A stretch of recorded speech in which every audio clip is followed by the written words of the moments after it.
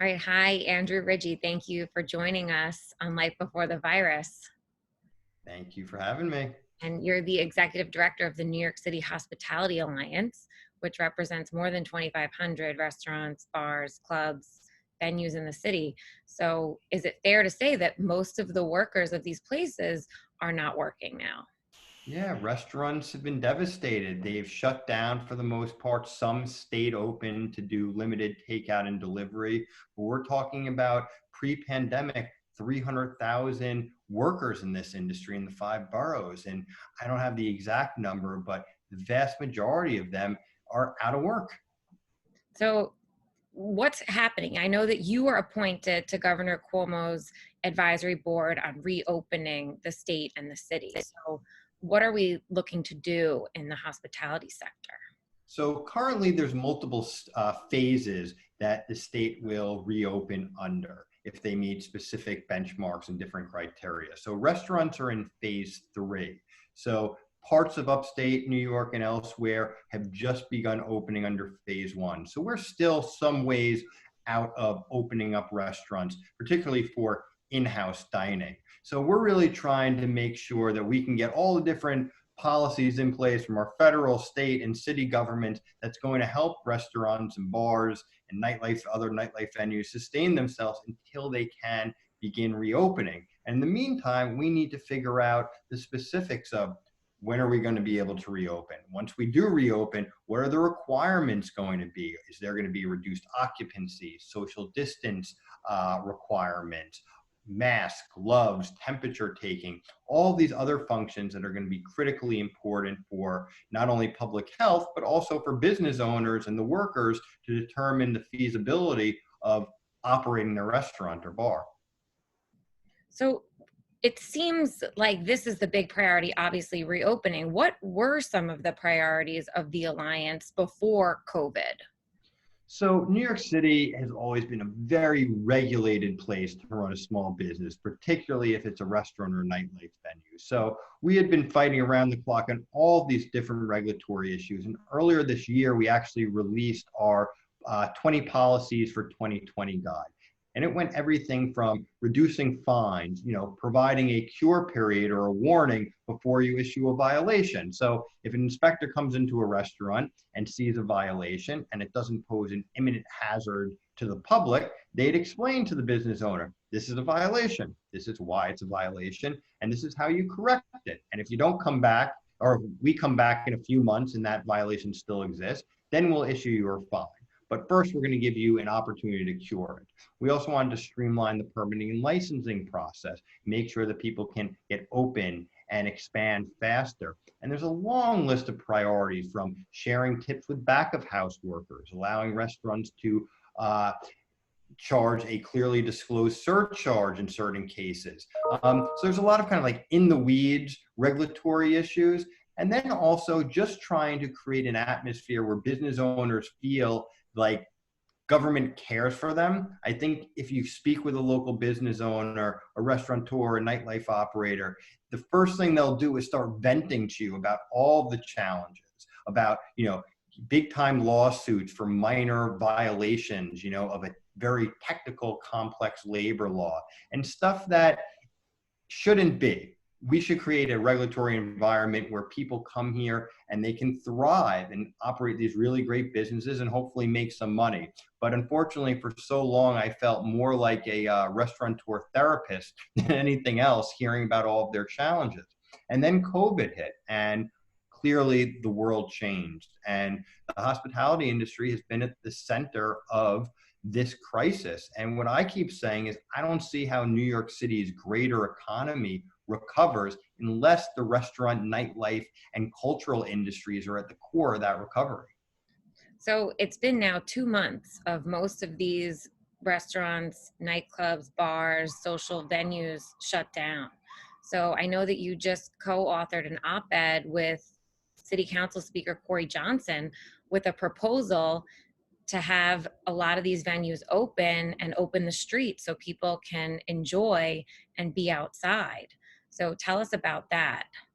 Yeah, so going back to what I said earlier, we imagine when restaurants are able to reopen, it's going to be under a reduced occupancy. So let's just pick a number. If a restaurant has to reduce its occupancy by 50% inside, there's no way they're going to be able to be a sustainable business. So we will need to be able to generate additional revenue outside. So fortunate in a gloomy situation, we are in the spring and entering the summer months.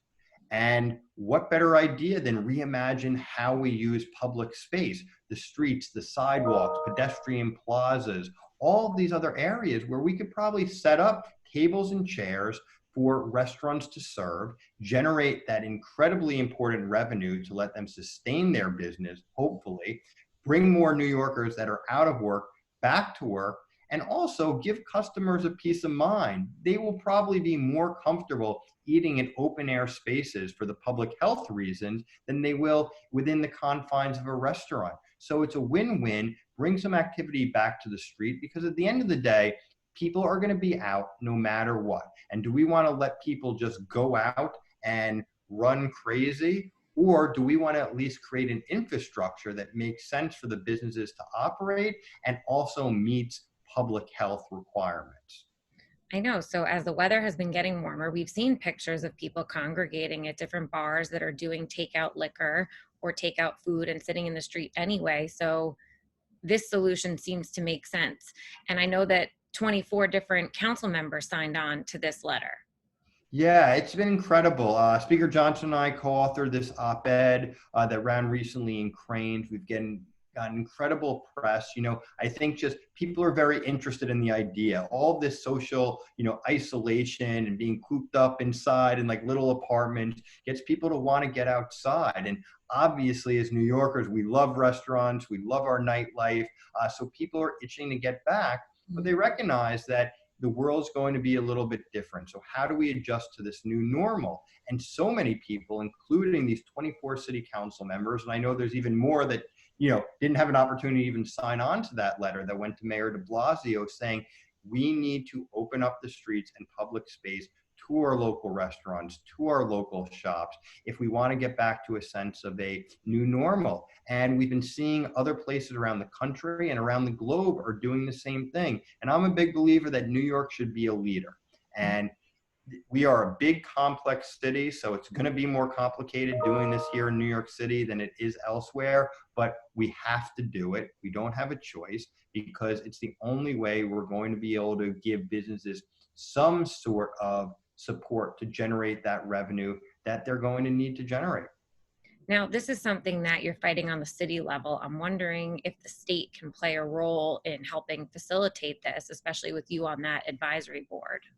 Yeah, so the state's definitely going to have a role. We really need, in this case, both state and city government to play a role. For example, liquor licenses. Right now, if you have a liquor license, you can only serve in that premise that's licensed, and there's a defined area. So if we close down a street, for example, we may have to modify some of the rules for this duration of time to allow a server to bring over, a beer or glass of wine to a table that's in the street. So they're all doable things. It's just really about having the political will and working through the complexities to make it a reality. And like I said, there's so much support from all walks of life. I'm on my community board on the Upper West Side. We've been talking about it. I've heard from multiple community boards throughout the 5 boroughs that are very interested in it. The business improvement districts are really interested in it. So again, it's really just going to take the will to get it done and get it done right. Andrew, I know that the Hospitality Alliance put out a survey to your members with a bunch of different questions about reopening. And can you tell us what some of the feedback was on that? Yeah, it was pretty stark. We found that more than 80% of restaurant and nightlife owner operators, they either did not pay any rent or only paid a little bit of rent in May, which is going to be a huge challenge because if you're not open generating revenue, there's no way you're going to be able to pay rent moving forward. And small business owners are not going to be able to pay back multiple months of missed rent. So this is a big issue that's going to have to be addressed. And we found other interesting data when it talks about reopening. what's the occupancy going to be? Over 60% of the respondents said that they need at least 70% occupancy to even think about reopening. So if we look at other places around the country that have reopened under 50%, I think some of them 25% occupancy, what we're being told is that if I don't have at least 70%, I can't even consider reopening, which goes back to our point and reinforces the point that we need to open up the streets and other public spaces to generate that additional revenue so business owners can consider reopening. Because I really think for most restaurants, we have one chance to get this right. And it's going to be really tough for them to open up. And if they open to only find that they need to close again, trying to get them open another time, I don't even want to have to think about it. Well, thank you for all your work. It sounds like a lot to handle. And I see that on your website, there are a few suggestions for tweets that the public could copy and paste and put out there to help carry your message. Absolutely. Yeah, definitely. I'm on Twitter. It's at Andrew Rigie, so AndrewRewie, and at the NYC Alliance.